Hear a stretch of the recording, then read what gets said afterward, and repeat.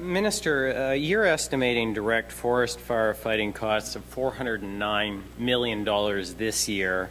That's obviously a heck of a lot more than you originally budgeted. In fact, this is, I guess, the sixth year since 2002-03 that you've blown your direct forest firefighting budget, and yet you're estimating a decrease in that forecasting for 2010-11 and 2011-12, despite the fact that the Forest Minister says there's a good possibility we could be looking at even more severe forest fires in the future. So I'm just wondering whether or not that estimate is prudent, and shouldn't you be perhaps looking at a different formula on a go-forward basis? So that base budget that's in there for next year, I think it's $52 million.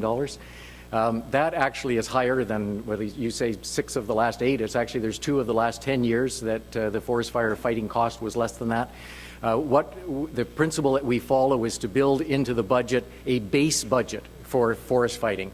And quite frankly, if we didn't have any fires in the province at all, which I don't know that that's ever happened, we would still have expenditures of that level, because we have to put in place contracts well ahead of the fire season in anticipation that obviously there's going to be fires. But in the case of forest fires, we have a statutory allocation or a statutory appropriation. So we don't have to go back to the legislature to get approval for an increase in spending to fight forest fires. It's one of the very few things that government can spend without a specific and direct approval by the legislature. So by putting in place the base budget, and with the added power that we can supplement that as necessary throughout the forest fire year, we can ensure that come the end of the year we have a budget that covers the costs but doesn't actually strand extra dollars that would not be necessary by building in a budget that's higher than is necessary in a calm year. I'm just trying to talk about prudent forecasting, because you guys are in a pretty tough position this year because there wasn't that kind of prudent forecasting, arguably, because you're going to 400 million. So I'm just wondering whether or not there might be a better way of going about this.